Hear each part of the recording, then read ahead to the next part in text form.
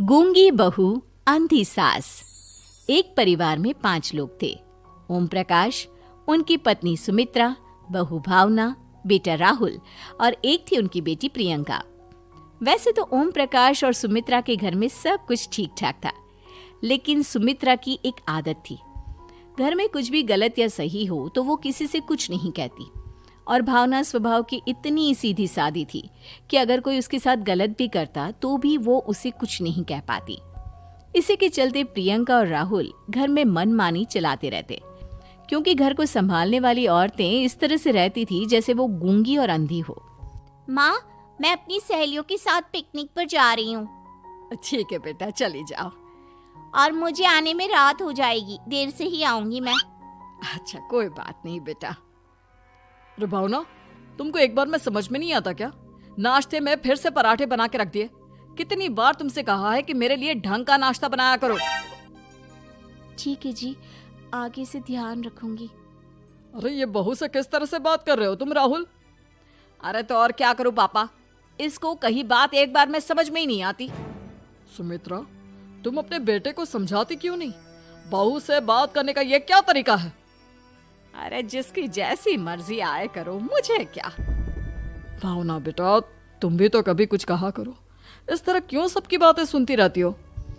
कोई बात नहीं पापा जी, सब ठीक है। रात को काफी देर तक प्रियंका घर नहीं आती और जब वापस लौट कर आती है तो एक लड़की के साथ बाइक पर बैठकर सुमित्रा और भावना दोनों ही प्रियंका को लड़की के साथ देख लेते हैं। आज तो जोर से डांट पड़ने वाली है, लेकिन मैं डर क्यों रही हूँ? माँ तो सब कुछ देखकर भी अंधी बनी रहती है। और रही बात भाभी की, वो किसी को कुछ नहीं बताने वाली। कहने को भगवान ने आवाज दी है, लेकिन गूंगी है गूंगी। अरे प्रियंका बेटा, इतनी रात को कॉलेज से लौट कर आ रही हो? कहाँ गई थी तुम? पापा, वो सहेली के घर पर थी, पढ़ाई करने के लिए रुक गई थी। अच्छा, ठीक है, जाओ अपने कमरे में जाओ और सो जाओ।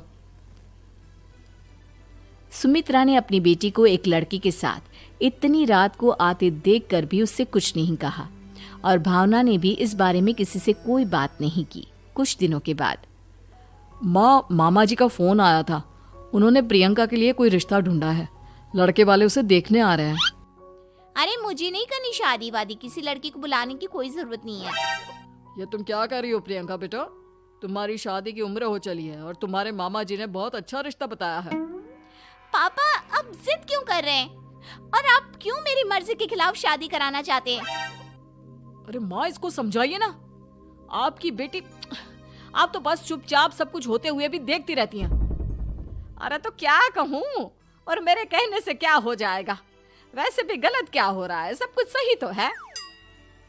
भावना बहू, देखो तो प्रियंका हमारी बात नहीं समझेगी, लेकिन वो तुम्हारी हम उम्र है। क्या पता तुम्हारे कहने से उसे कुछ समझ में आ जाए।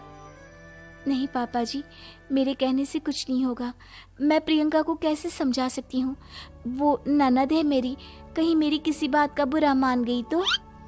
सुमित्रा और भावना में से कोई भी प्रियंका को कुछ नहीं समझाता। इस बात से राहुल और ओम प्रकाश जी दोनों ही परेशान हो जाते हैं। और फिर जब लड़का प्रियंका को देखने के लिए आता है, मुझे आपकी बेटी बहुत पसंद है, मैं उसके साथ शादी करने के लिए तैयार हूँ। देखो, मुझे तुमसे शादी नहीं करनी, और ये बात जितनी जल्दी समझ में आ जाए अच्छा रहेगा। अरे तो फिर आप लोगों ने मुझे यहाँ बुलाया ही क्यों? माफ कर दो बेटा, वो हमारी बेटी जरा गुस्से में है। हम उसे समझाने की कोशिश करते हैं। हाँ, देखिए आप नाराज मत होइए, वो तो उसने बस ऐसे ही कह दिया होगा। अरे कोई ऐसे ही। Thank you for watching my video. Please like, subscribe and share us.